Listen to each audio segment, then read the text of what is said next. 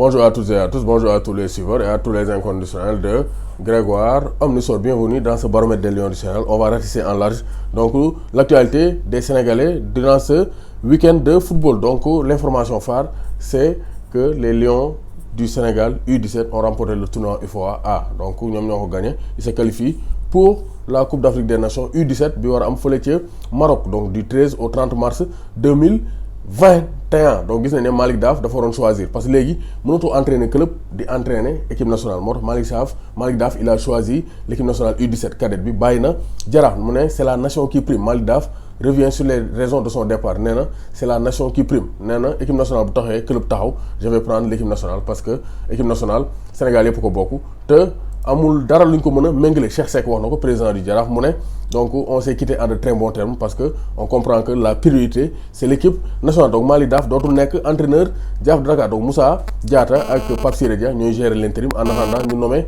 un entraîneur officiel. Donc ñuy xaar aussi Youssoupha Dabo moom aussi war naa choisir en Teungueth FC et équipe nationale U20 moom aussi il doit choisir une des équipes, un club ou bien une équipe nationale. Donc gis nañ ne Pape Matar Sarr blessé, ça c'est une mauvaise nouvelle. Pape Matar Sarr blessé, donc entraîneur bi di Frédéric Antonetti il a donné des nouvelles par rapport à la blessure de son milieu de terrain. Donc Pape Matar Sarr il souffre d'une grosse béquille loolu la wax, donc il va être absent xam naa quelques semaines parce que durée indisponibilité ba léegi communiqué guñ ko, mais ñu ngi koy ñaanal mu bañ a yàgg parce que Pape Matar Sarr vu ses performances il peut même être appelé par Aliou Cissé pour le regroupement des Lions du Sénégal au mois de mars. ñëw Newcastle prêt à libérer Henri Saivet. Christian Assou dafa ñëw retour de prêt, donc Newcastle pare nañ pour jaay Henri Saivet mi nga xam ne contrat am day jeex en 2021 comme ça fu mu xool donc fu mu xam mu jëm parce que Henri Saivet il doit quitter Newcastle pour relancer sa carrière. Il a 30 ans, il peut donc relever d'autres défis. Félicitations au Jaraaf de Dakar. Vraiment Moussa Diatta coach adjoint nee nous n'avions aucune information sur Platinum.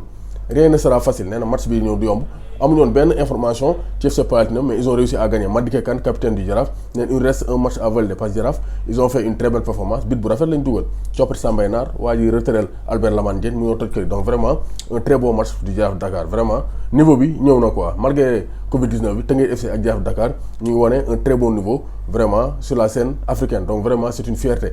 yàgg nañ koo kaas mais actuellement on commence à avoir une satisfaction du côté du football local. Stade de Mbour sauf le derby de Mbour face à Mbour Petite Côte joxe naa ko démb. Donc les rouges et blancs sont les rois de Mbour. Donc Ama Ndiaye Diédhiou dugalaat na, donc plus rien n'arrête Ama Ndiaye Diédhiou. Diabaldé Keita mu ngi ci forme, Ama Ndiaye Diédhiou mu ngi ci forme, ça c'est très clair. Donc il a marqué son 6e but de la saison mais dañoo mujjee ñàkk 2-1 lañ leen dóor. Donc vraiment c'est le très haut niveau. Ama Ndiaye Diédhiou mu ngi ci forme bu jéggi dayoo. 7e but de la saison pour Ama Ndiaye Diédhiou. Actuellement mu ngi jox ay signaux Aliou Cissé parce que quand même c'est un très bon excentré qui peut donc concurrencer nos ailiers en équipe nationale du Sénégal. Donc Diabaldé mu ngi ci forme, Mbaye Diagne aussi il a marqué. Donc vraiment les Sénégalais sont en forme et on espère que dañ maintenir cette forme pour le reste de la saison. Ismaïla Sarr c'est le lion du week-end. Ismaïla Sarr c'est le lion du week-end.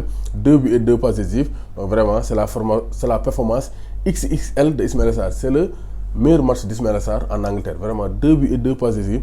Ismaïla Sarr actuellement muy gonfler ay statistiques am et ça c'est de très bonne guerre pour la suite des événements parce qu'il doit gonfler ses statistiques pour que déwén mu mën a dem dans un grand club, pourquoi pas comme Liverpool. Donc Idrissa Gana Gueye et Abdou Diallo dans le groupe du Paris Saint-Germain pour la Ligue des Champions parce que Paris il compte réaliser un gros coup avec le Paris Saint-Germain en Ligue des Champions. Donc ça c'est très clair. Donc Koulibaly aussi ñu ngi koy relancer, donc ñu ngi koy relancer du côté du Real Madrid. Donc d'après certaines informations Koulibaly pourrait rejoindre le Real Madrid parce qu'une chose est sûre, Ramos va quitter le Real Madrid loolu leer na. Donc Koulibaly, Zidane pourrait réactiver le dossier Kalidou Koulibaly. Donc information yi génn il y a 2 jours. Donc parce que Ramos day dem Alaba ses exigences sont élevées te actuellement Napoli ak seen crise bi donc gagné nañ keroog mais ils ne sont pas en forme cette saison. Donc ils peuvent envisager un départ de Kalidou Koulibaly pour mën a remplacer Sergio Ramos. En tout cas c'est une information boo xam ne AS moo ko joxe, un média donc espagnol nee na Zidane pourrait relancer le dossier Kalidou Koulibaly. doomu Gaynde Njaay warul tiit warul ragal. Mondial Sport, leader de l'équipementier au Sénégal, vous présente ses offres spéciales en cette fin d'année 2020. Donc déstockage, 3 blousons à 30 000 francs, 2 blousons 25 000, 1 blouson ou bien un sous-vêtement à 15 000 francs, 2 maillots floqués à 20 000 francs, sous-vêtements à 20 000 francs, livraison gratuite. Vous avez les sous-vêtements du Paris Saint-Germain, du Barça, de vos clubs préférés, maillot plus masque à 10 000 francs. Ne vous le faites pas raconter avec Mondial Sport. Équipez-vous en toute sportivité. Contactez le 77 059